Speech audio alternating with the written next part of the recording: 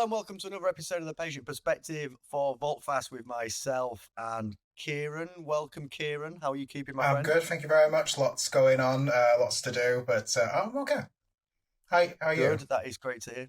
I am keeping well, thank you, my friend. Yeah, I'm doing good. Busy away, but enjoying things. Everything's going good. There is lots to discuss and go through, though, and that's why we started this show, so we can start to explore some of the main issues that patients are facing, discuss and explore some of the main challenges that are happening here in the UK. Today, I think we picked a very interesting subject that Katri and I have touched on previously, very briefly, on our industry news show, and it is definitely something which has come up at conferences, on Discords, on Reddit groups, all sorts of different forums on Twitter, and that is cards, cannabis cards. We're going to get into the detail and talk about which cards exist, if they're useful, what the future of the landscape should look like with regards to cards. And Kieran, me and you are going to kind of really get into detail of what these cards mean for patients and what the consequences of these cards are. So why don't we start off by just setting the hmm scene?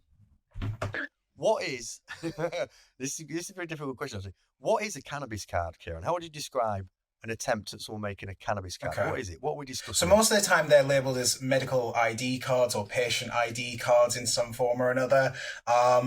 It varies. So there's the companies that I would say have the authority and the regulation to pronounce that you are a legitimate patient based on the fact that they have prescribed you the medicine, and then of course there's other companies that that issue medical ID cards, which in my opinion, and why I'm probably very passionate about the subject today, is because sometimes they don't have, in my opinion, that authority to say that they are personally responsible and have the authority and the regulation to say that you are a valid patient. So that's what we'll probably get into. That's the challenge and the tension point, isn't it? Because there are a few different cards out there, and you and I know of a few different, I guess you could call them pending hmm cards that are going to come to market, or ideas that groups, companies have got about bringing new cards to market. And I guess that ultimately their attempt is to provide a level of like validification to someone's possession of cannabis, right? It's kind of like you're in possession of this drug, and this card is going to help you interact Yeah. with groups that might find that Yeah, problematic so or predominantly it's the stressful. police or maybe venues who will ask for this card or a card of some sort to represent that you're using cannabis medicinally. And the trouble where we won't get into that immediately. I think so. First off, the intention is that patients should, or people using cannabis medicinally should have some way of negating any kind of traumatic experience with a police officer, with a bodyguard, or whatever you call them, the bouncers, anybody like Agree. that. Like me, in the situation that I've got cannabis on my possession because I'm using it medicinally, and I'm absolutely terrified of having those conversations with people in authority to explain, yes, I'm carrying cannabis, but I'm doing so legally, or I'm doing so because I'm using it for medicinal purposes. Sure. Agree. And I guess in defense of the idea of a card, I guess you could Mm-hmm. say, is that there is an issue in the UK with regards to Yep. stigma. And we've seen many stories in the press that journalists have written about. We've seen many posts on Reddit of patients having their medication taken from them, being threatened by police or whoever else for being in possession of a Mm-hmm. medication, which they have got completely legally and should face no stigma or persecution. So I guess what the sector has done, or what some groups have done, is have gone, okay, I don't like that, because singing from the same hymn sheet as me and you, really, and saying it's not okay that that's going Mm-hmm. on. We define that as a problem, Yep. and they've then gone, well, the solution to Yep. that is to provide some kind of card, and it provide validification of the possession of that substance, because we don't want to see that. Now, what's weird about the card system is we don't see that in other areas, do we? Mm-hmm. So we don't see this No, with absolutely. benzodiazepines. We don't see this with opiates or any other medication. Like, a doctor is never saying to someone, right, I've just prescribed you quite a lot of Valium there, Mm-hmm. which is a class B, C drug. I can't remember what Valium is, maybe it's class B. It's a classified drug, and therefore only you can use it under the terms of this prescription. So just to make sure you don't get arrested by the police, all that's just never happens, because the doctor's like, oh, just have Mm-hmm. this prescription. Just show them a prescription and you won't face criminal prosecution. So in theory, the same should be true of Yeah. cannabis, that someone's in possession of a drug, you show them a prescription. But what I guess in defense of the card, in defense of the intention behind the card, is that it would sidestep and alleviate that. Now, I think we're going to talk specifically, or we'll get into talking about can card, because I guess one asterisk to put under this conversation, or a bit to underline, is that what we've seen with a card like can card, and there were some others before can card that have just kind of drifted off and disappeared and don't really exist anymore, is there was implementation prior to 2018. So there's almost this kind of like crossover, isn't there? There's Yeah. Carly's, and well, not just Carly's, but can card's original vision was in a pre-legalization. It was kind of like pre-2018 when there was no legal market. So the other interesting thing is we've kind of seen cards, their roadmap starts before the legislation change, and now, but they're still around and still existing in a post 2018 world. And I guess there are cards that are aiming at different groups as well. Before we get into the detail of this, I guess we're just setting the picture out. We're just kind of building the picture. There are cards that are aimed at different groups out there. So can card being an example again, and there were some others that were aimed at people who were maybe not going to have a prescription, but were going to be using medically and could evidence to the organization that their use could be classified as medical. Yeah. Then there are more recent cards, like there's the British cannabis card, the Canda, Can Doctor. I always say Canda. Yep. Canda, yeah. Canda. Yep. I always say Can Doctor, but I don't know what else I was meant to say.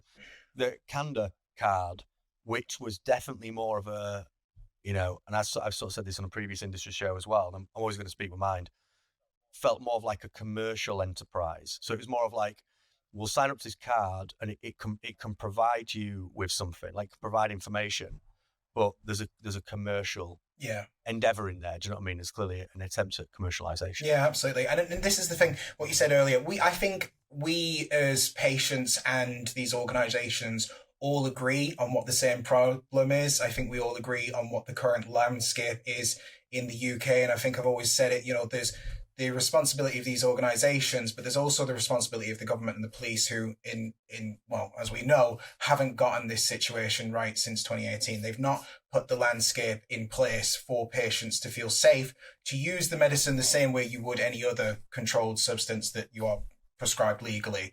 Yeah, absolutely. I think this is the thing I struggle with some of these particular companies that you mentioned is the regulation and the authority that they have to validate your prescription, to say that we have read this prescription, we have validated it, and the police should trust that we have done all that.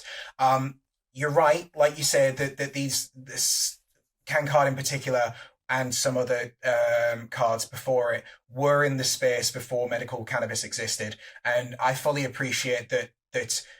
I try and caveat every time I talk about Can card specifically that I am relieved to hear of any patient who has avoided prosecution or arrest for possession of cannabis that they were using medicinally. If that meant that the Can card was what prevented you from being arrested and facing prosecution, then great, I celebrate that. But the issue is that these cards and specifically, I think specifically, I don't know about how much regulation can do, and Relief is another one. And there are other organizations I've spoke to, like you said, that have thought about this. I don't know how much regulation they're under and to validate our prescriptions.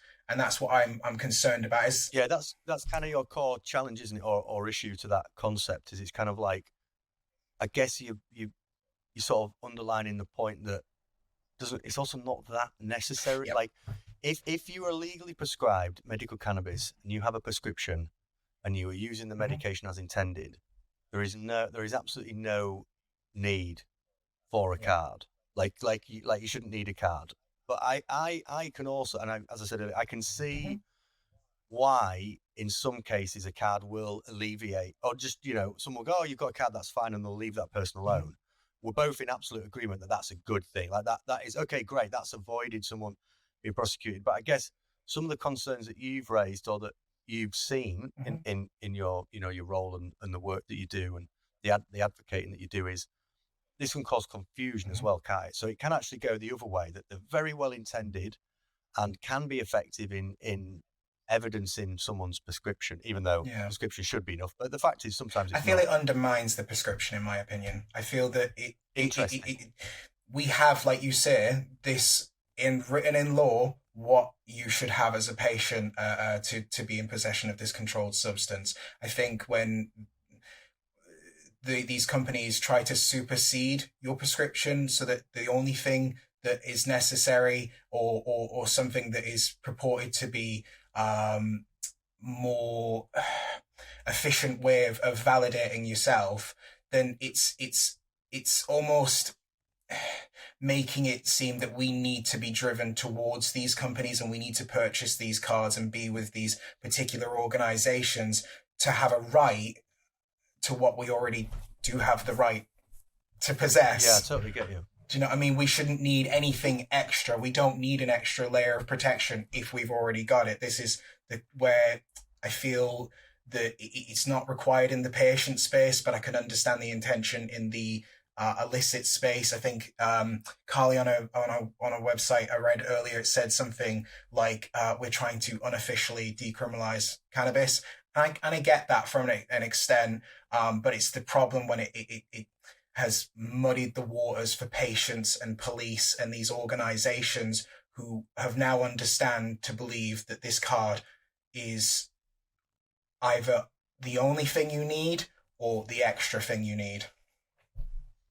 Yeah, I think they're very, very valid points, and I guess the bit that was always concerned me about the card enterprises is the attempts at kind of like market capture and creating fear, confusion, pressure in patients to go in a particular. This is more of a clinic fear with me than, it's kind of more. It's more of groups going like, here's the medical cannabis card, and making patients think, well, best get. I mean, I need that. I mean, if I haven't got my card, I'm going to get in trouble, and it creating pressure on patients to go in a particular route. And I'd be deeply concerned about a card that is acting as a gateway to the market, because let's say, and I'm not going to. In fact, I don't really care. I'm just going to the Canda card could be seen as going in that route. So it could be basically an initiative by which you say, right, here's the card, here's the app that you need, funneling patients in a particular direction, and then commercializing the app by putting pressures on clinics to pay for registration on the app. I believe a commercial enterprise rather than a patient-led enterprise. I should be very careful, but I personally believe that when you try and use the current landscape that we're in and the current stigma and the current pressure that patients are under and the trauma that may be inflicted on them as a way to, again, I have to be careful, but I feel like some of this is profiteering off of a current landscape that patients are in that I don't think. Well, yeah, that's my, to put this, I think, concern. So that I'm not just talking for myself here. There's been polls are done online, and I personally have gone and spoken to as many patients as I possibly can. So it's not an official poll or survey or whatever, but I've gone and spoken to as many patients as I can, as impartial as I can, and said, hey, look, what would you prefer? Would you prefer that we kept the current guidance from the Home Office and the current law in place, or would you prefer a private organisation offer a medical ID card to patients, or would you prefer that the government issue a patient ID card? Because if, however, and again, there was no need for this, but if, however, the government were to issue these cards, that something like, in California when they legalized it for medicinal use or something like that, then it would have the backing of the government and, patients would feel a lot more safe. I don't feel like they can do that now because there's already enough confusion. I don't feel like adding more cards is benefiting a patient. I think it's only more confusion for the police, for these venues and for patients. I'm inclined to agree with that, Kieran. I think Cash and I have said it on a news show that we've done before, that like more cards is not what the sector needs. We definitely need to do. That's why I really like the work you're doing at MCPA, because what we really need to do is normalization of people legally using medical cannabis, and we need to try and get society to a point by which you don't need a Yeah. card. And I'm not sure cards are the solution to help us get there. I No. think cards show you need a card. So if I'm a copper and I interact with someone and they've got a cannabis card, I am then thinking, oh, so you need a card for cannabis. I'm not thinking, well, that helped reduce my Yeah. stigma. Instead, I thought, oh, for cannabis, you need a card then. So Yeah. now if like more clinics keep making card, you end up ironically having a great intention, which is let's reduce stigma, but your implementation of that tool to reduce stigma creates more stigma because you're going, oh, you need a card. Do you need a Yeah. card? Yeah, you need a card. It, And ultimately, like the bottom line, sorry, no, Gareth, go ahead. the bottom line is if you are arrested by a police officer, and I'm not saying this is a great experience, it's an awful experience, and anyone has to go through this, I think I would feel bad for that person. I would try and offer some kind of help, and like I would feel bad if you have to go through this. However, if you are caught in possession of a medicine that you are legally using and the police withdraw it from you, you are not going to you're going to be found not guilty. Yeah. They're going to waste time. Like it's not they're not going to be able to do anything because it's completely prescribed. So that doesn't make that experience any better. And but it does underline the fact you don't need a card. Yeah, and some of these companies, it's with the language that they use that I have real issue with, that I think kind of inflates their in my opinion their authority, their usefulness. Again, I want to try and defend what I can. I have seen tweaks to CanCard's websites and their language, but I do feel like they're still saying that. Sorry, I don't feel that. I've seen that they are still saying that the card is a mitigating factor for the Crown Prosecution Services, and that, in my opinion, they don't have the authority to assess if somebody is entitled to a prescription. We already have law in place to say whether or not somebody is entitled to a prescription. I understand there is reasons why somebody can't get a prescription because of cost and everything else that's associated that comes with medical cannabis. But to try and claim more authority on something that it actually has in a legal circumstance, I just think is wrong.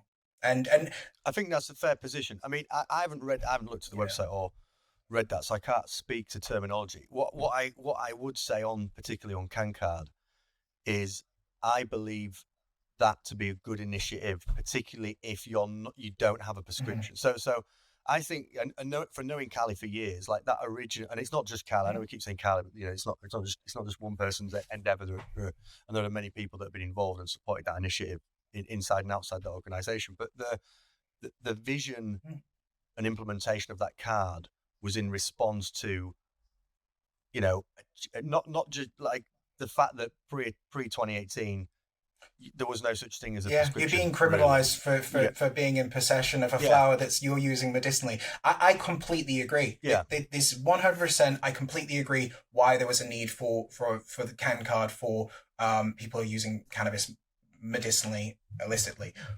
The problem is that it's still very much an issue for patients now, and we spoke about it a little bit earlier, but it's still happening. So this past weekend, a colleague, a patient, a friend, somebody that I work with has told me that they had their medicine seized by Royal Mail, and it was reported to the police, and an officer showed up at that patient's door, and this person suffers has autism, suffers with anxiety. I suffer with anxiety. I absolutely dread that situation ever happening. And Kieran, was this just like legally prescribed? Yeah. Sorry, this is another patient that works at the MCPA with me, and they had their medicine, delivered the same way I would every month, and it was seized, reported, sent to the police. Sorry, not sent to the police. And and the officer came to this patient's door, and they asked, we found cannabis in this. Can you confirm that this is the contents? And they said, yes, that would be my medicine. And this patient, of course, panicking. There's an officer at their door. Rushes to get their prescriptions, all their evidence, their tubs to show, yes, I'm a medicinal patient. Have you heard about the law change since 2018? And with all this evidence, the first thing they ask is, have you got your card? And the patient reiterates, no, you don't need a card. I've seen that happen before in many instances. They reiterate it, but the training that they've got says you need a CanCard. and we've been trying to undo that for a while, and try and clarify to police as much as humanly possible that is not the case. You do not need one if you have a legal prescription. It's not a requirement. And unfortunately, there's too many officers. And again, this is the fault of the police, and their training that needs to be updated. And some of it is, but they are still very much misinformed on the law, and that is still an issue for patients. That situation is awful. I mean, that's just like, there's so many rubbish things about that, not just for the patient, but just highlighting how untrained police are, and like the knowledge that they lack around the law change. It's mad, isn't it? It was in 2018. It's like 6 years ago, and we still got police thinking, oh, you need another card for that, rather than just, oh, I can see a prescription. Yeah, fine, you clearly prescribed it. That is a wild situation. Yeah. What do we do? I mean, Katja and I have spoke about the card thing. You know, we've kind of spoke to people in the industry when they've mentioned cards, and we've expressed concerns around the purpose of that. I think there are there's probably some ideas that could be put forward about a card actually being more of a tool than a deterrent, which I think, you know, a card's a card. If a card is a tool and is helpful to you, maybe, I don't know, quickly find details about your prescription for you, or to show to whoever else, and, you know, something that a picture of your prescription wouldn't do, then okay, interesting. I guess the tension and the conflict that you've talked about is kind of the messaging and educational element of this, isn't it? And groups being unaware that you don't need a card at all. You just need your prescription. You just need your prescription to show that it's a legal medication. So we kind of expressed that, and you know, it's a really useful conversation. Glad we're on the same page of it. But what do we do? What do patients do? What does the community do around this issue? Is it a case of more advocacy and maybe pushing back and having conversations like this, or are there steps that we could take outside of those? There's lots that's already that has been done. I know that we're just trying to correct misinformation wherever we see it, you know, whether that be in freedom of information requests with the police or whatever. I've done the same thing, and they've told me in my local police force that they're going to be updating it, which is great. And, you know, I just think that these organizations need to take a little bit of accountability and respond with this with I think they need to listen to the patients. I think if we're going to go forward from this, I think they just need to take the understand patient concerns and respond to those concerns.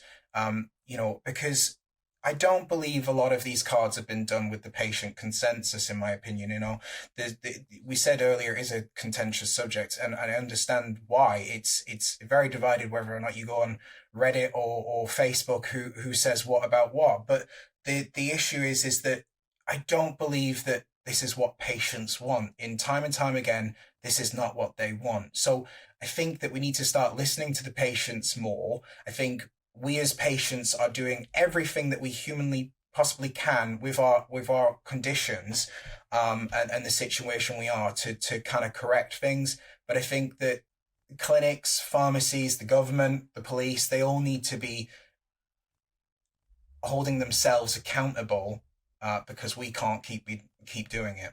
And I think that the change needs to come from within with a lot of these different, like I said, different organizations or the government and such. I think it's a very fair point, mate. I guess the challenge, and Katja and I talked about this on the last industry show that we did. There's 43 clinics now. Like, it's 43 clinics, and everybody's now saying there's 35,000 patients. So I guess that's the thing you say. No one really knows exactly how many there are, but it seems a reasonable-ish guess. But that's not many patients per clinic. So I guess there's this pressure that exists for the clinics to kind of do a new thing, do a different thing. And I mean, to give them credit, they have been. Well. There are a number of clinics that I've seen that, you know, they've sent doctors or people from their staff to go give talks and provide information to the police. We appreciate that hugely. I just think more needs to be done. I just think we need to correct the situation that's happened and stop adding coals to the fire, really.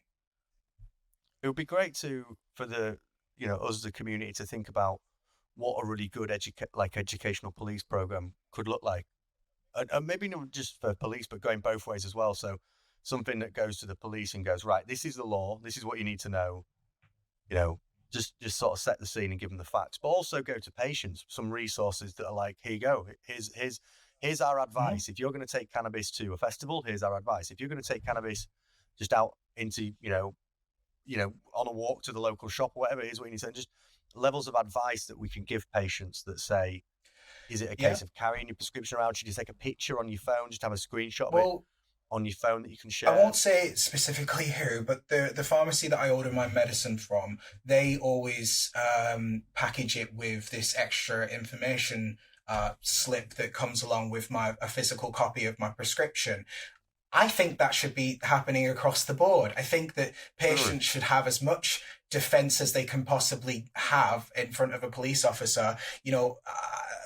We carry around this booklet from the CIC and CR Future and Sanskara did last year in our car. I think anything that we have that negates interaction that might be traumatic for a patient is great. But the problem is already what we've discussed.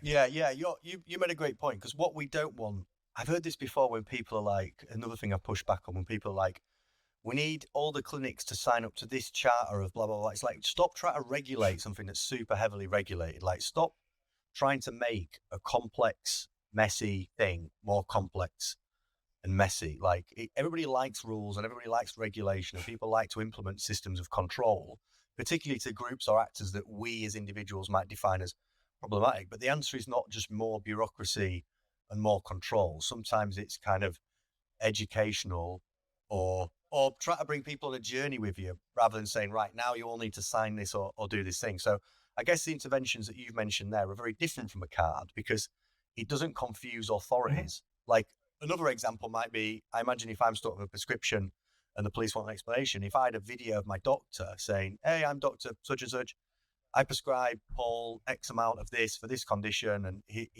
should have his prescription on him, or at least a picture. But if you have any questions, here's the clinic that I work. Here are my details, and you just go, oh look, there's a video from my doctor that my doctor has specifically Mm-hmm. recorded to back me up, and here's my prescription.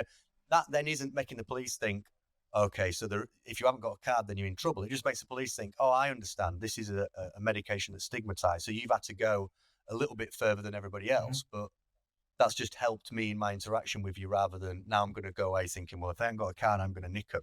Yeah. So that's good. That's good to hear that you've got a clinic that Yeah. are doing that for an We extra shouldn't step. have to go to these lengths, though. I do think there should be more, like you say, more advice and more information and more, Yeah, for sure. given to the Yeah, patient. for Because sure. I've got 3 folders on my phone with all my prescriptions and every piece of legislation and piece of information that I can find that I can pull up in a heartbeat.